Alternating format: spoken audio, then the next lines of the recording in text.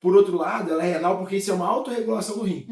Então não é uma parada que... Porque ele está hipovolêmico de uma maneira geral. Agora, ele pode estar também hipovolêmico por conta da vasoplegia, por conta de todo aquele componente séptico.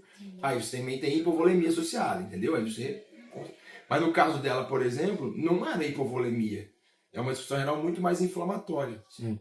Entende? Do que propriamente uma disfunção por baixo débito, baixo volume circulante. Tanto que ela está demasiada, ela está com bastante líquido, a gente quer colocar em diálise contínua, principalmente com o objetivo de reduzir logo, o quanto antes, essa sobrecarga volêmica.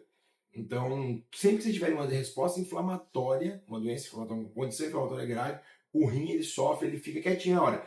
O que não é para desesperar. Muitas vezes vai passar. Essa disfunção, essa paciente vai passar. Que o dela foi bem, assim, bem agressivo ali, né? Ela parou de... Praticamente, ela fez o quê? Isso aí. Uns 400, né? Você falou ontem. Hoje de manhã fez... Hoje 400. 400. Ontem também. É. Não, ontem foi menos. Foi menos.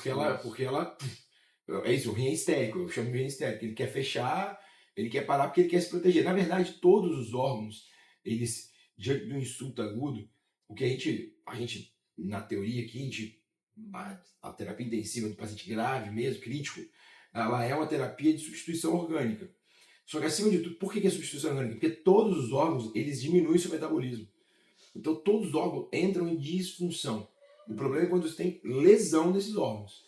Então o que a gente tem que fazer o quanto antes? Melhorar o débito, acoplar a relação DO2, fazer tudo que a gente faz, que vocês vão aprender aqui cada vez mais, para quê? Para que essa disfunção não se torne uma lesão. Porque a lesão eu tenho uma resolução muito pior. Uma taxa de resposta de resolução muito pior. O que modifica isso, que faz com que essa minha disfunção orgânica múltipla, ou seja, tem uma disfunção de múltiplos órgãos, não se transforme em uma lesão de múltiplos órgãos e, consequentemente, um óbito, é muito o timing que você faz as coisas e como você faz as coisas bem feitas. É o que eu chamo de alfaiateria aqui da terapia intensiva. Você tem que saber a hora certa de fazer, saber o que fazer, não exagerar nem para mais nem para menos. Para mim, isso é o grande detalhe, o grande tchan da terapia intensiva. O paciente grave, crítico mesmo, eu até falo isso sobre inteligência artificial, não substituir muito a gente, porque ele é muito individual. É o que a gente fez na paciente hoje ali da Sara, por exemplo, que a gente, cara, não fica mexendo demais o que ela precisa, tira a dieta NPT que está sobrando, porque está na fase extremamente aguda, faz o mínimo possível para que você entenda, cara, tá tudo agora fluindo bem, os órgãos que estão em disfunção, mas eu estou substituindo eles sem agredir mais, porque quando a gente substitui o órgão, geralmente a gente pode correr o risco de agredir mais, então tipo uma diálise que eu coloco e faço uma ultrafiltração muito rápida, faz hipotensão, machuca esse órgão, por exemplo. Um ventilador que eu coloco com muita pressão, com muito volume, faz mais lesão pulmonar. Então eu quero fazer, qual que é o nosso goal aqui, nosso grande objetivo? Fazer a menor entrega possível, nós externamente, para que no melhor tempo possível, para que este órgão, para que essa disfunção não se transforme em lesão propriamente dito. Porque uma vez que esse órgão realmente teve uma lesão geralmente isquêmica, né, por falta de débito, falta de entrega de oxigênio, uma vez que isso acontece, aí a gente tem uma taxa de retorno, uma taxa de recuperação muito menor. Então esse é o pulo do gato. Por isso que eu falo a favor e falo que vocês têm que evitar banquinho, ficar do lado, porque é o detalhe. Por isso que eu tirei a NPT da paciente. Cara, tá sobrando 2 litros entrando, eletrólito entrando. Coisas que não fazem sentido nesse momento, 24 horas de um paciente extremamente grave. Poxa, eu não quero isso me atrapalhando a manejar ela. Não é isso que vai mudar a mortalidade agora, em 24 horas. Vai ser super necessário na hora que ela começa a melhorar a resposta inflamatória. A gente começa a ficar mais à vontade. É como... Eu costumo usar muito uma analogia que eu acho muito interessante para paciente crítico, que é igual um voo, cara. Um avião voando. Você tem 3 momentos no manejo do paciente crítico. A decolagem, que é essa que a gente está. É as primeiras 24, 72 horas. Nessa fase de decolagem, o piloto, ele que faz o voo subir. Não é o piloto automático, por enquanto, pelo menos. Ele que faz o piloto subir. Não é nem o copiloto, é o piloto que faz. Tem o controlador de voo, tá todo mundo alinhado para esses 2, 3 minutos iniciais. Então essa é a hora da gente fazer o voo a decolagem, entendendo que cada ajuste que eu tenho que fazer para cá, para mais, para menos. E precisa muito de quê? Tipo, muita atenção, do lado. Sabe, a decolagem, todo mundo tenso dentro do avião, todo mundo de cinto colocado, tudo. Essa hora é a hora que a gente tá muito do lado. Depois a gente entra num circuito que é um voo de cruzeiro. Essa hora, o cara liga o piloto automático e fica só controlando se tá tudo indo bem.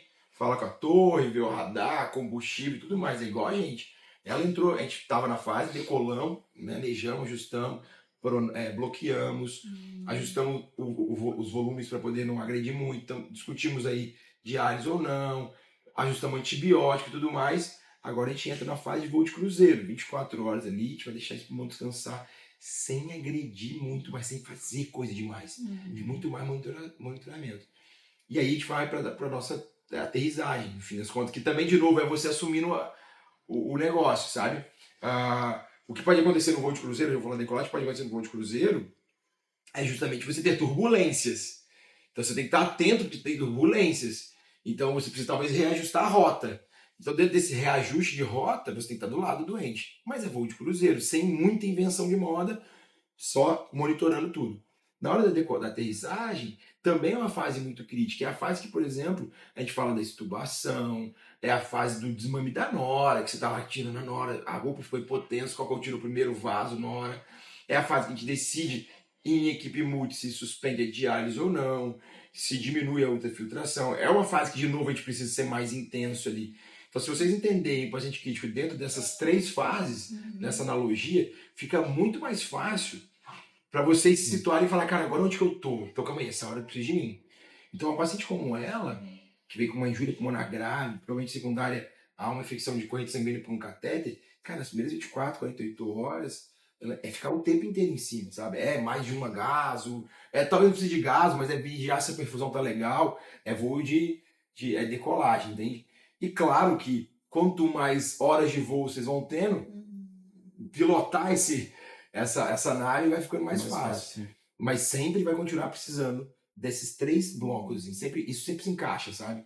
E é bem bacana porque você consegue saber o grau de intensidade que você vai atender e cada fase que eu vou fazer com cada fase.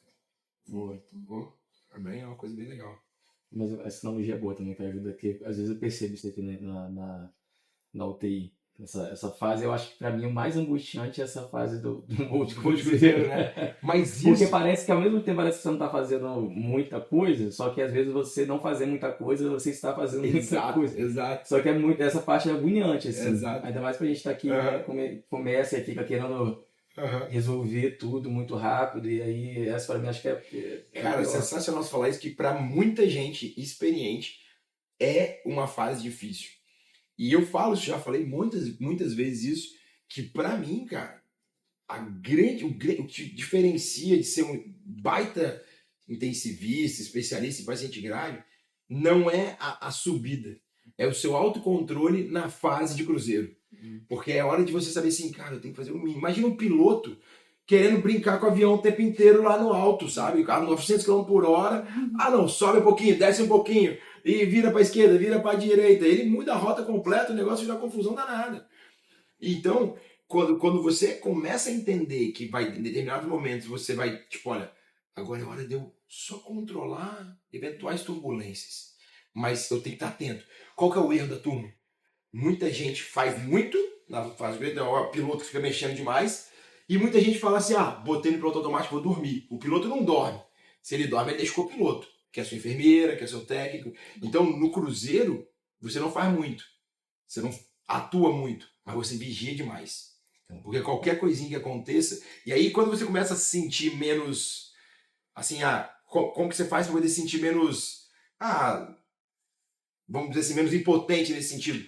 É entender que nessa fase, você tem uma responsabilidade gigantesca que é de vigilância. Que é de atentar para as turbulências. Entendeu? Quando você faz isso, cara, você começa a falar, não, calma aí, eu não tenho que fazer muita coisa, mas eu tenho que ir no box da minha doente o tempo inteiro. Eu tenho que checar, putz, aconteceu alguma coisinha aqui, será que isso aqui eu tenho que intervir agora ou não? Não é algo que eu preciso intervir de uma maneira muito, muito agressiva agora, dá para esperar. Porque a grande questão é fazer esse voo, e o nosso destino desse voo é justamente decolagem, cruzeiro, aterrissagem. Né? O nosso destino é pegar um paciente que teve disfunção orgânica e fazer com que ele não tenha né? A gente não quer que ele caia e tenha lesão orgânica. A gente quer que ele esteja recuperado. Então essa é a nossa rota. A nossa rota é trazer um cara com disfunção para recuperação. Para isso a gente decola, a gente voa em cruzeiro e a gente aterriza. Só que o que a gente não pode fazer, o que a gente está contra aqui, o destino que a gente não quer é que esses órgãos tenham lesão propriamente dita. E aí, muito importante, entender isso daqui, entender o time, entender a hora de fazer as coisas. Para mim, é sobre timing e sobre essa analogia toda. Isso é paciente grave.